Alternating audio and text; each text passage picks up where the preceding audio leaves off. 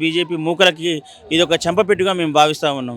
ఎందుకంటే ఎవరైతే ఈ దేశద్రోహులుగా చిత్రీకరించబడి వాళ్ళ యొక్క ఆర్తనాదాలని ఆకలిని అర్థం చేసుకోలేక ఇన్ని రోజుల నుంచి ఉద్యమి వాళ్ళ ఆకలిని ఆర్తనాదాన్ని అది అర్థం చేసుకోలేకనే వాళ్ళు ఇన్ని రోజులుగా వాళ్ళు ఢిల్లీ నడుబొడ్డున వాళ్ళు ఉద్యమించారు.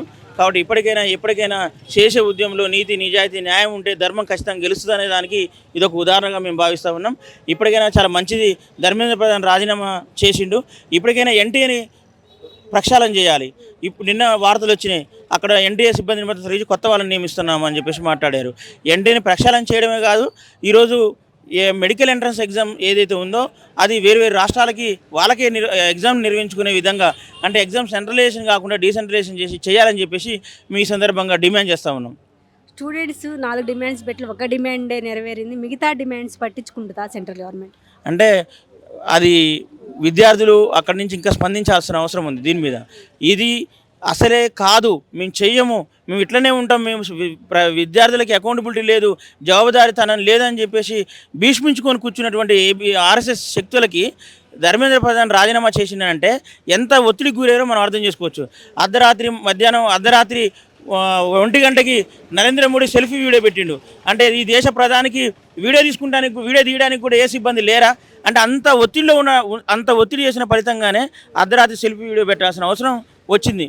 కాబట్టి అంటే విద్యార్థి ఉద్యమాలకి విభజన ఉద్యమాలకి ఎవరైనా తలొగ్గాల్సిందే. అది భారత జాతీయోద్యమం నుంచి మొదలుపెట్టుకుంటే ఇప్పటిదాకా గతంలో అసంఘాన పరిషత్ అని చెప్పేసి విద్యార్థులు ఒక రాష్ట్రంలో అధికారంలోకి వచ్చిన పరిస్థితి కూడా మనం చూసాం.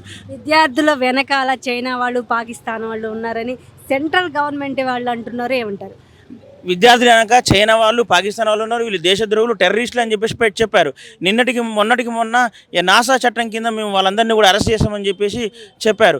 అయినా కూడా ఎక్కడ కూడా వాళ్ళ పాచికలు పారలేని ఒక క్రమంలో నుంచే వాళ్ళు ఈరోజు ఒత్తిడికి గురై దానికి విద్యార్థి ఉద్యమానికి తలొగ్గి ఈరోజు రాజీనామా చేయాల్సినటువంటి ఒక ఆవశ్యకత ఏర్పడింది.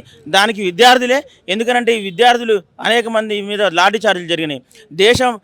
దేశం బయట ఉన్నటువంటి బోర్డర్ సెక్యూరిటీ ఫోర్సు ఢిల్లీ నడిబొడ్డున మీద వచ్చి విద్యార్థుల మీద తాండవం చేసినాయి లాఠీలతోని, తూటాలతోని.